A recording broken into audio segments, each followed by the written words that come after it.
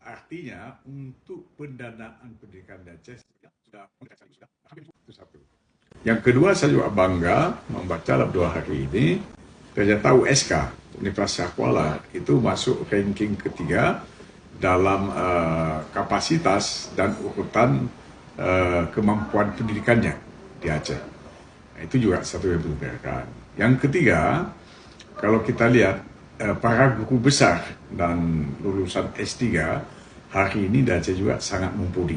Iya. Ya. Punya kapasitas ya, Pak? Punya kapasitas. Yang keempat, pendidikan di Aceh selain pendidikan yang umum juga ada pendidikan yang sudah menjadi riwayat dan sejarah Aceh itu, jadi punya pendidikan yang disebut pesantren atau dayah. Dayah, iya. Nah, itu sejak saya dulu ada di Aceh, ya pendidikan dayah itu sangat dikhususkan.